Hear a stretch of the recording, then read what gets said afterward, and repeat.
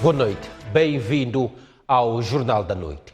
Um transporte semicoletivo de passageiros com capacidade para 15 lugares foi surpreendido com 37 passageiros a bordo. A viatura estava a circular no distrito da Manhissa, na província de Maputo, e fazia um percurso de quase 30 quilômetros.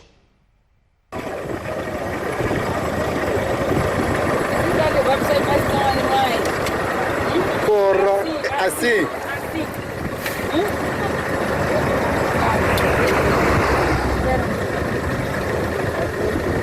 Vai para aqui, vamos. 2. Eu tenho que falar piada, mas ele vai falar aqui no meu ouvido. 2, 3, vamos. 4. Crianças estão a chorar aqui nesse carro aqui. Era uma viagem que podia correr normalmente se a polícia de trânsito não tivesse mandado parar o minibus para fiscalizar. A polícia surpreendeu-se com o número de passageiros que iam a bordo. 3. 14, vamos. Desce, menino, desce. Crianças estão a chorar. 16, 17, 18, 19, 20, 21, 22, 23, 24,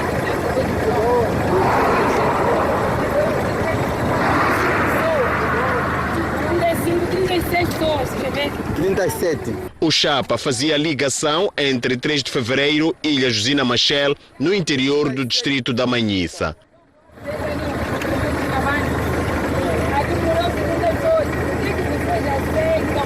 O motorista foi sancionado. Ele, como condutor, está com problemas da carta de condução, não tem a categoria ou a carta compatível para exercer aquela atividade.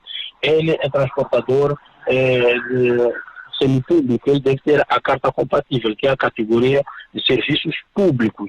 E ele não tem esta categoria, é por essa razão que foi autuado por falta da categoria e também foi autuado por superlotação. A sociedade é chamada a denunciar este tipo de prática. Queremos apelar a toda a sociedade, queremos apelar a todos para que denunciem este tipo de comportamentos. Os passageiros têm a obrigação de denunciar, porque transportados nestas condições não há segurança, não há comodidade necessária para que façam uma viagem tranquila. A porta fechou e os passageiros a mais ficaram por terra e em segurança a aguardar por outro transporte.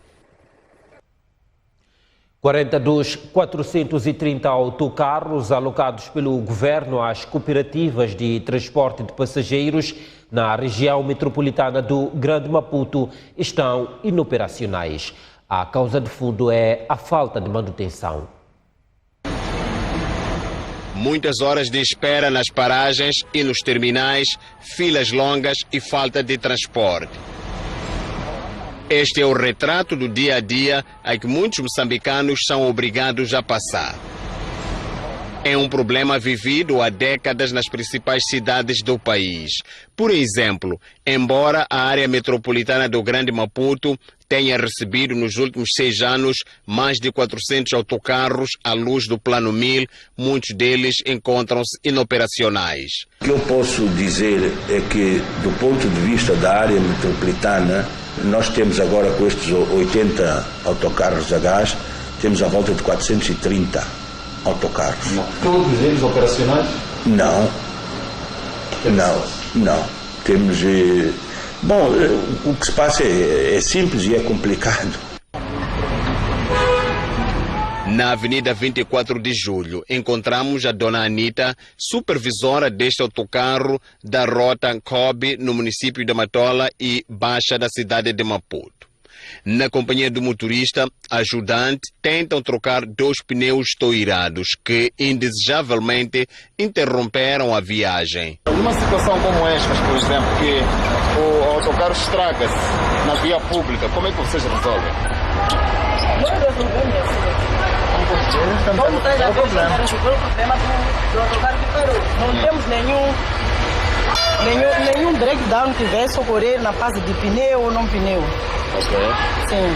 E vocês só, por exemplo, no caso, arrebentou 2 pneus. São 2 pneus que arrebentaram? Sim.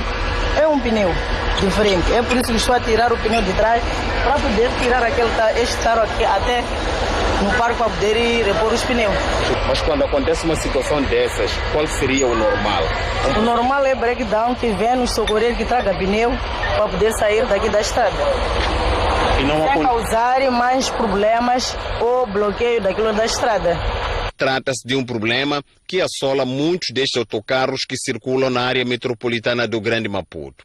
Este pneu com fissuras e velho é de um autocarro em circulação que coloca em perigo a vida de muitos passageiros. Este motorista, por nós abordado, diz que as estradas degradadas são a causa do problema. A questão aqui é as nossas estradas.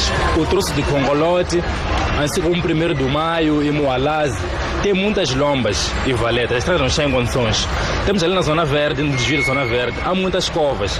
Mas mesmo assim, os nossos gestores têm lutado dia e de noite, têm colocado os autocarros na estrada. Hilário Bila, também motorista, entende que falta rigor na manutenção dos autocarros. Alguns se desleixam na própria manutenção. Tem um fio solto, tem coisas que às vezes podem provocar faísca, não se vai à oficina para fazer substituição dessas peças. Então acaba dando nesses incêndios, por aí em diante. E a Agência Metropolitana de Transporte de Maputo culpa gestores das cooperativas de transporte pelo problema, por não cumprirem com manutenções dos autocarros. A manutenção não é algo que a gente possa desprezar. Mas a ideia que existe é que um calço de balata está muito caro, se eu for ao agente. Mas então eu vou comprar do outro lado de lá, que é muito mais barato. E nós compramos peças não genuínas, que são mais baratas, incluindo, por exemplo, pneus recondicionados. Então, tudo isto afeta. Mas esta é a nossa realidade. Nossa realidade que pode custar vidas e tornar insustentável este modelo de transporte. Mas o motorista Hilário sabe das vantagens de cumprir com manutenções periódicas. É importante fazer a manutenção da viatura? Com certeza, é importante. Por quê?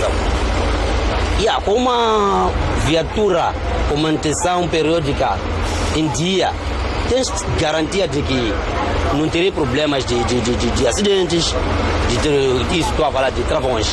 Não terás problema em travar, não terás problemas com a engrenagem das mudanças, própria direção. Então uma viatura bem assistida tem mais garantia. De problema simples, chegou-se a esta situação, onde os autocarros caem aos pedaços enquanto circulam.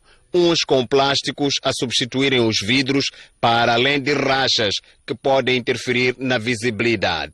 Outros com para-choques partidos. Em 2016, a Cooperativa de Transporte do Corredor 1, ou simplesmente Cotrac 1, recebeu do governo 50 autocarros de marca Yutong. 3 anos depois, parte desta frota começou a variar. Contabiliza-se atualmente 27 autocarros que estão fora de circulação, o que está a causar um grande impacto negativo no cenário de transporte de passageiros aqui na área metropolitana do Grande Maputo. Parte destes autocarros aqui estão inoperantes. Só para termos uma ideia, um autocarro destes leva 50 passageiros sentados e 40 em pé para cada viagem. Vamos agora às contas. Um autocarro destes, de marca Yutong, num dia normal de trabalho, embarca 50 passageiros sentados e 40 em pé, numa viagem da rota Zimpeto-Baixa da cidade de Maputo. Significa que numa única viagem, os 27 autocarros, ora parados, poderiam transportar nesse trajeto 2.430 pessoas.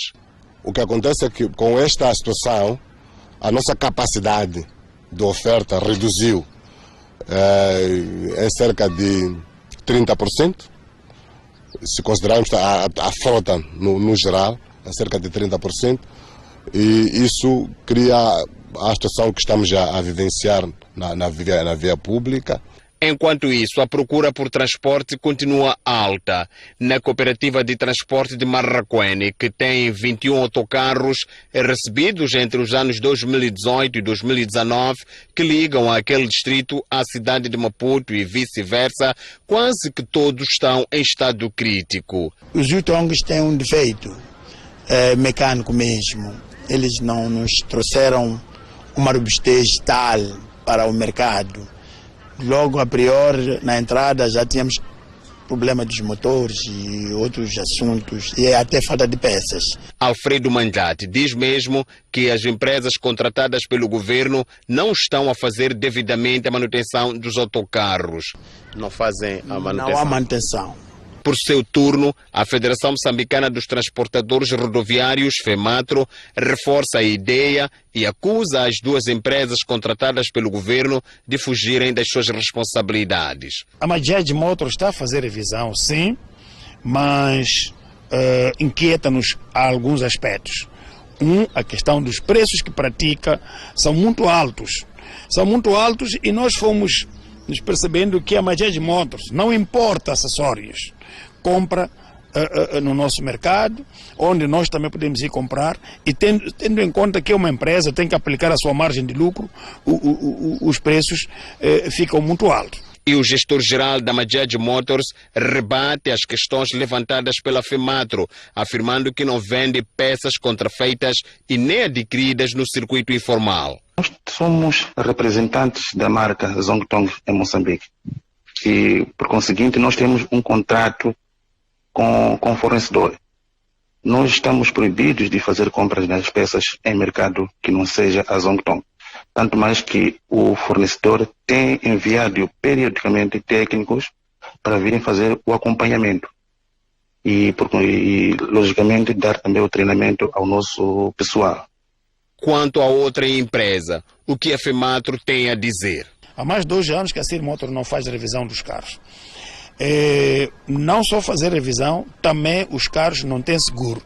Os operadores é que estão a pagar o seguro e este valor devia não sair do bolso do gestor porque está incluso na manutenção.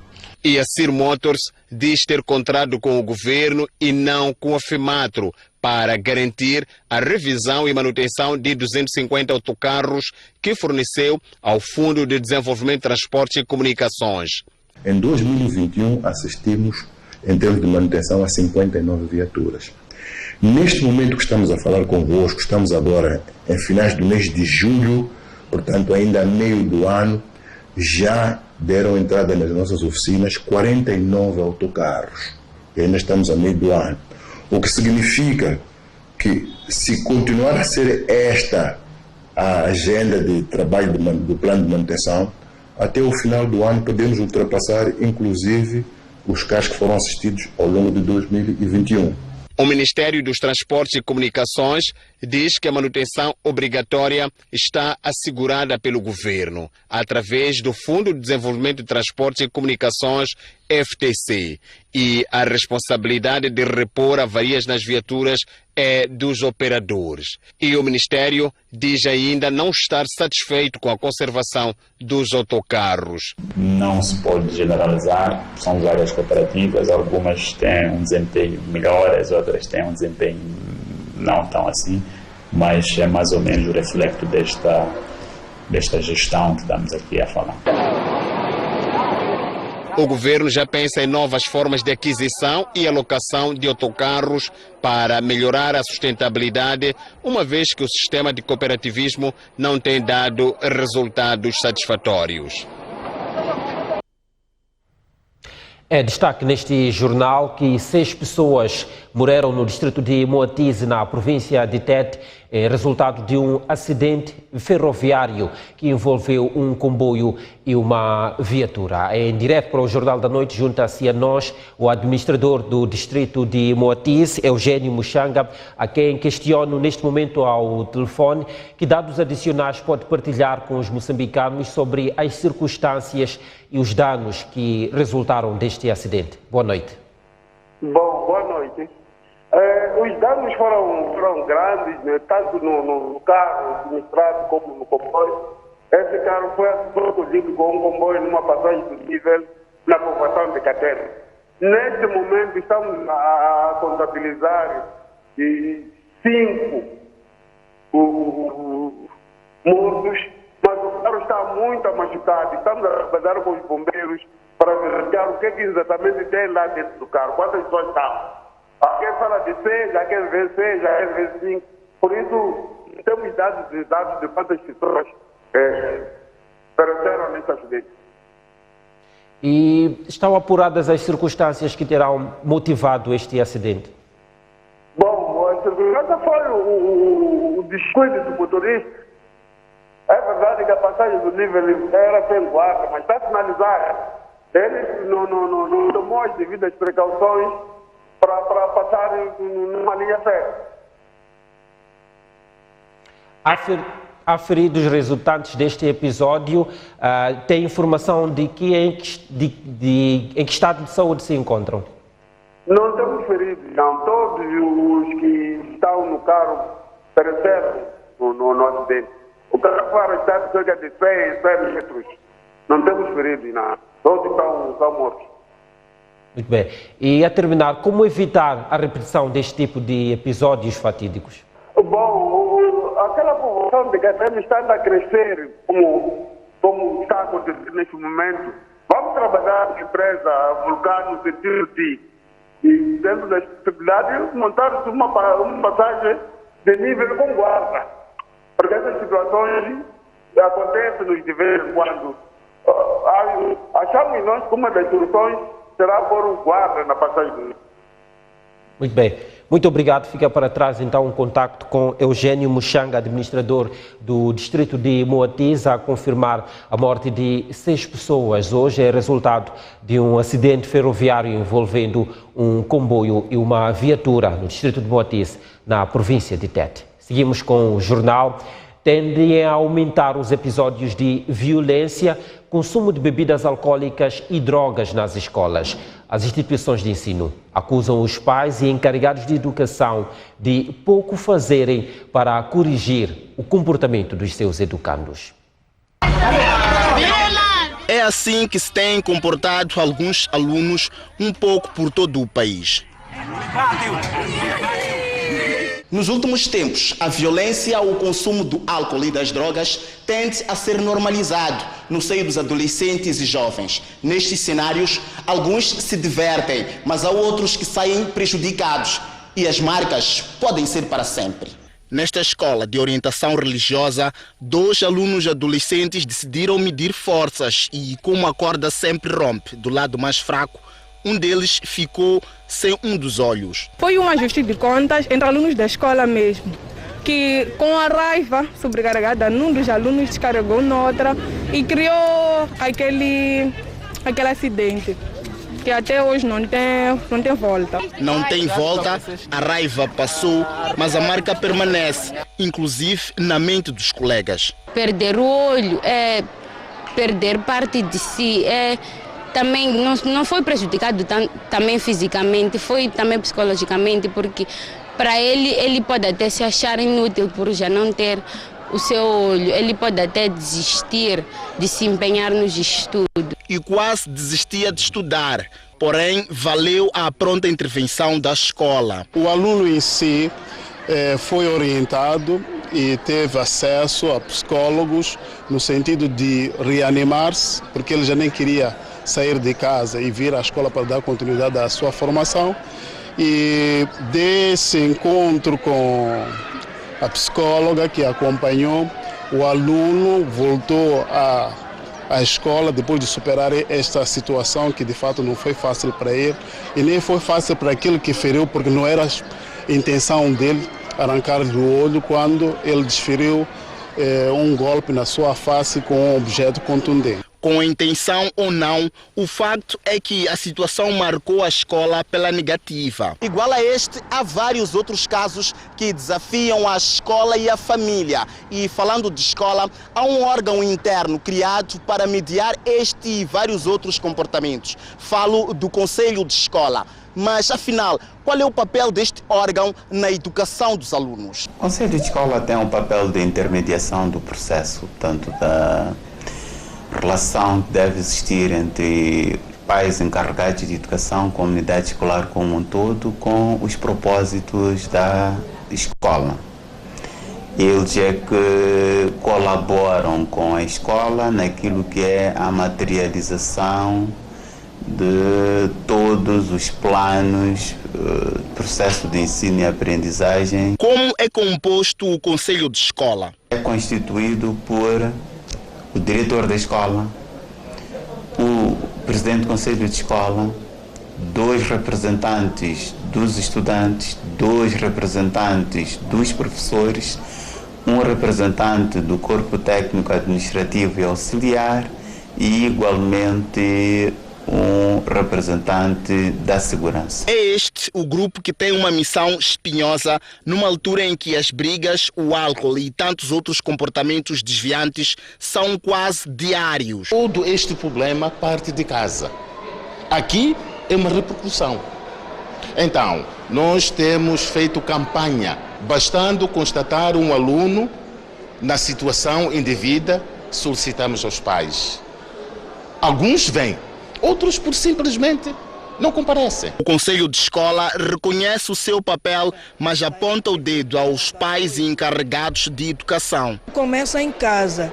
A gente nunca deve esquecer que em casa o pai ensina as boas maneiras. E em casa, o professor, aqui na escola, o professor vem para dar aula de matemática, português e outros. Mas a escola também tem ferramentas próprias, como era o caso da disciplina de educação moral e cívica, que já não é lecionada no país. Durante o período em que esta disciplina ainda estava sendo lecionada, havia um espaço para que pudéssemos incutir nos alunos a questão da responsabilidade, do respeito pelo próximo. Agora que a disciplina já não está sendo lecionada, eu acredito que ficou sim, de fato, um vazio. No entanto, isso não é tudo. Pode ser que nós olhemos para eles como indisciplina, quando é uma chamada de atenção destes nossos educandos, destas nossas crianças, em relação ao olhar que o adulto deve ter para com eles. A sociedade, a escola e a igreja são chamados a intervir com mais força, pois, a continuar, a situação poderá comprometer o futuro dos alunos. A reportagem é de Hermenegildo Zibani, Abdul Manhissa e Nalcídio Amus para a STV. Arrancou a requalificação do bairro de Xamanculo C, na cidade de Maputo. Como resultado, os becos deram lugar a ruas mais largas. O projeto está orçado em 1,9 milhões de meticais. Então aqui fizeram muros. Casas de zinco. Não é? Foram eles que fizeram os muros. Ruas estreitas que por cá são também conhecidas por becos. Esta foi sempre a identidade do bairro Xamanculo C, na cidade de Maputo. Estava apertado, não é? Então as pessoas não conseguiam andar. Uma imagem que ficará para a história. O bairro está a ser organizado. Agora o carro entra, a pessoa quando está doente sai bem, a ambulância entra e sai. As ruas que tinham 80 centímetros foram alargadas para 3 metros. Temos problema de ocupações desordenadas. Portanto, os nossos municípios já acabaram ocupando parte do espaço público. O projeto de requalificação de Xamanculo C consiste também na melhoria do saneamento do meio, do sistema de abastecimento de água, da corrente elétrica e a construção de muros de vedação. Antes não tínhamos como passar se chovesse e quando tivesse infelicidades não tinha como entrar o carro da agência funerária. Por exemplo, eu não tinha muro, mas agora tem muro. E tiraram aquele casa de banho que eu tinha, puseram do outro lado. A ideia de reorganizar os bairros da capital do país não é de agora, mas há quem até hoje não vê vantagens, por isso não aceitou ceder parte do seu terreno. Nós podemos abrir muitas ruas num determinado quarteirão, mas simplesmente porque não conseguimos abrir uma rua que seja muito importante, pode-se prejudicar um grupo de munícipes. No Xamanculo C, 14 dos 46 quarteirões já beneficiaram do alargamento das ruas. O plano de pormenor de requalificação do bairro está avaliado em 1,9 milhões de meticais. Ainda na cidade de Maputo estão também em curso obras de reabilitação de estradas e de passeios nas principais avenidas. Bairros de Maputo em requalificação. O Jornal da Noite está à porta de um intervalo, mas antes, para quem nos acompanha pela STV, veja como está o câmbio do dia. Até já.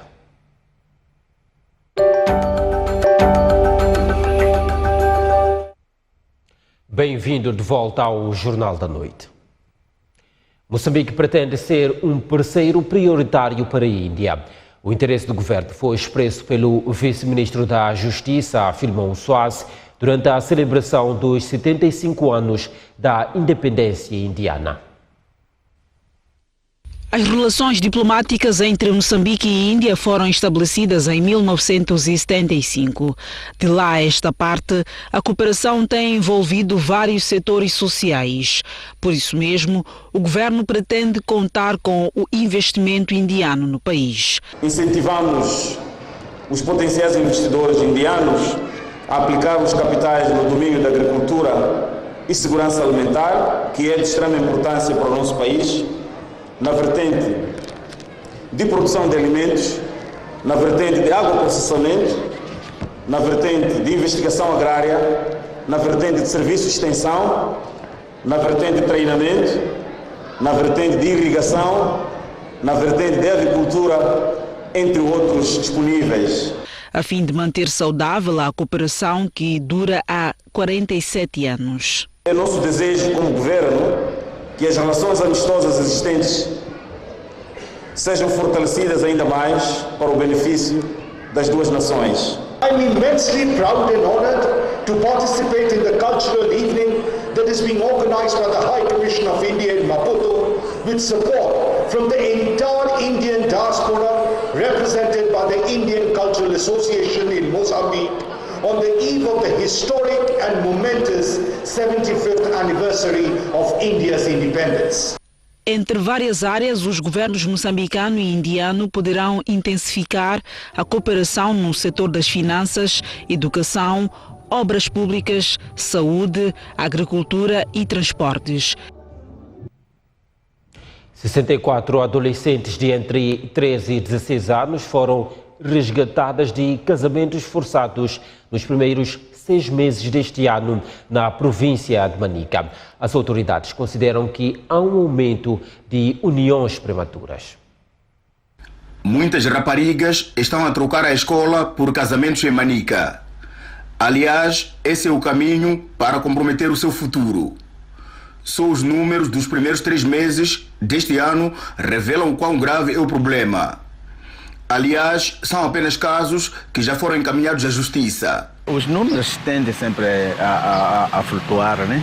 Mas neste momento do balanço que fizemos no primeiro trimestre, vemos que a nível dos 4 distritos que a iniciativa está sendo implementada, estamos a falar de cerca de 56 casos que foram de uniões prematuras de violência baseada no género, que deram entrada nas instituições competentes.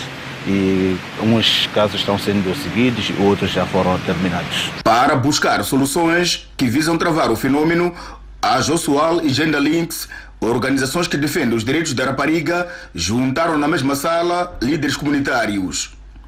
Estes olham para a própria rapariga como a que provoca união prematura e, em outros casos, pais gananciosos. Iam consulta em casa de vovô.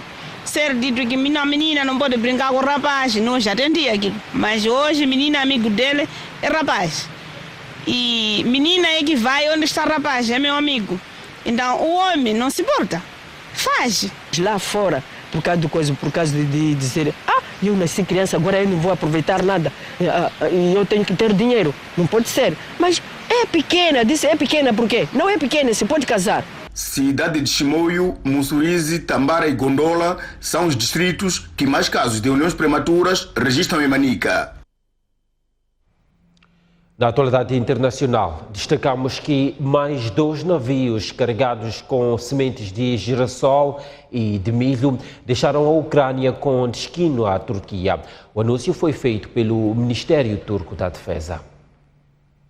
O navio Fulmar S, com bandeira de Barbados, carregando 12 mil toneladas de milho, deixou o porto de Chornomorsk com destino a Iskenderun, escreve a Euronews. O outro navio, o Toy, com a bandeira das Ilhas Marshall hasteada, deixou o mesmo porto com 3 mil toneladas de sementes de girassol, com destino a Tekirdağ, no noroeste da Turquia. Outro navio, com 2.900 toneladas de sementes de girassol, tinha deixado a Ucrânia com destino à Turquia na manhã de sábado. Assim, está aberto o corredor de cereais ucranianos. A 22 de julho, representantes russos, turcos, ucranianos e da ONU. Mais de 750 mil pessoas. Vamos neste momento sair para um intervalo devido a questões técnicas. Voltamos já para mais notícias. Até já.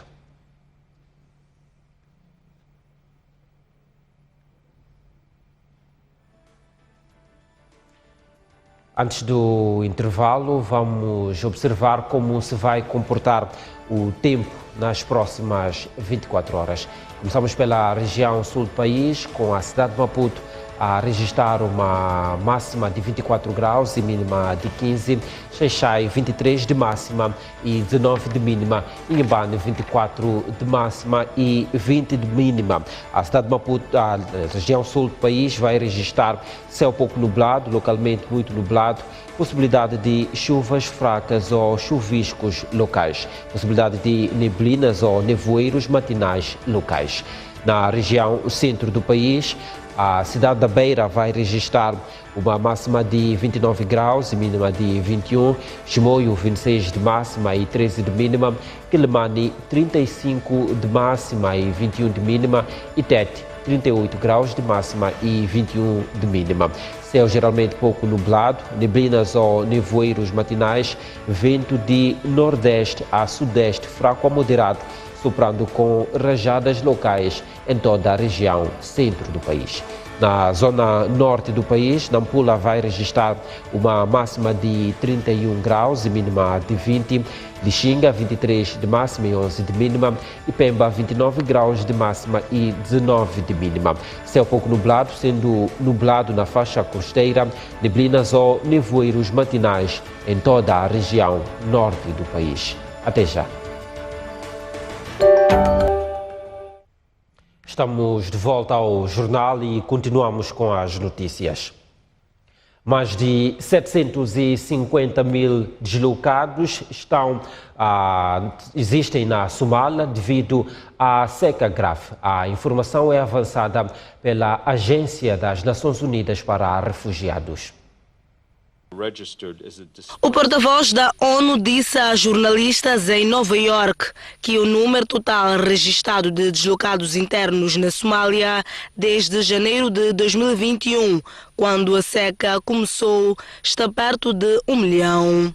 A Somália está a testemunhar um período histórico de seca de 2 anos, uma situação não vista em mais de 40 anos e uma quinta estação chuvosa não esperada deve desalojar muito mais famílias à medida que a fome se aproxima no horizonte, disse a Acnur. Estima-se que o número de pessoas que enfrenta a crise de fome na Somália aumenta de cerca de 5 milhões para mais de 7 milhões nos próximos meses, agravado pelos efeitos das mudanças climáticas e pelo aumento dos preços dos alimentos devido ao conflito na Ucrânia. Americanos estão a deslocar-se ao Canadá para a vacinação contra o vírus da varíola dos macacos, devido à escassez da vacina nos Estados Unidos. Os casos confirmados de varíola dos macacos nos Estados Unidos ultrapassaram 10 mil, chegando a 11.177 casos na sexta-feira, de acordo com os dados divulgados pelos Centros de Controlo e Prevenção de Doenças, a Agência Nacional de Saúde Pública do país.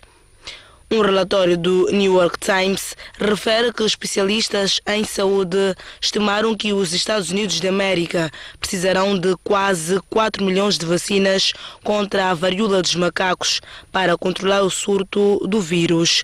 Mas, atualmente, o governo garantiu 1 milhão de vacinas e metade delas não será entregue até outubro. Por essa razão, várias pessoas têm estado a recorrer ao país vizinho, Canadá, para a vacinação. A administração Biden, no início deste mês, declarou a varíola dos macacos uma emergência de saúde pública.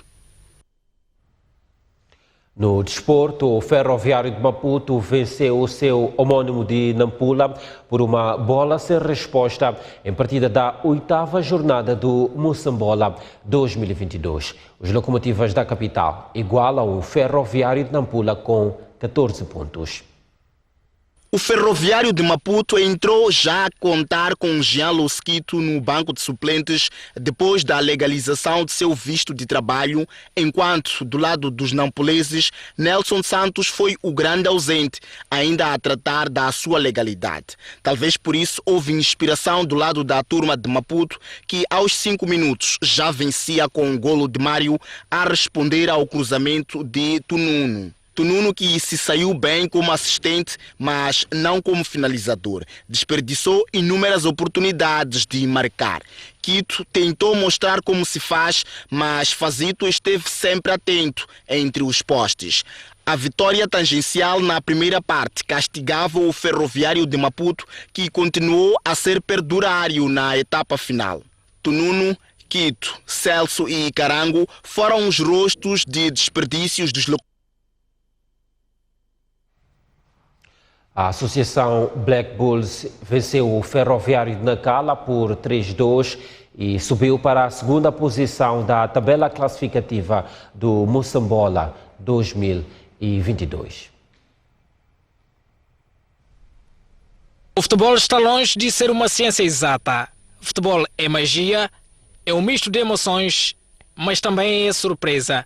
E, por ser surpresa, há quem se tenha esquecido do Soares. Os danos foram maiores. 20 minutos foram suficientes para praticar a paciência. E o resultado não poderia ser o outro. Cadre tocou a última nota do piano, mas foi Shelton quem assumiu o comando da orquestra. Mas Mayunda cantou fora da nota. Justiça reposta. Jesus até tentou fazer milagres. Dalilas negou-lhe esse prazer. Só dava Ferro Verde na cala.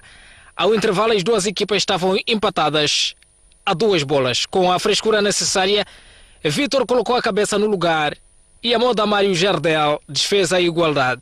Era o fim da linha dos locomotivas da cidade portuária de Nacala. Foi um jogo de sacrifício que não é...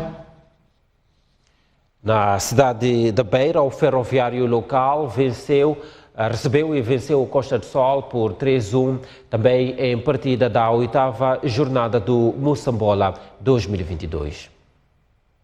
A partida começou praticamente com o golo do Costa do Sol aos 2 minutos por Danilo II, do qual não temos registro, a gelar as bancadas do Caldeirão do Chiver. Mas ainda na ressaca do golo madrugador canarinho, o Ferroviário da Beira reagiu rápido e restabeleceu o empate 6 minutos depois.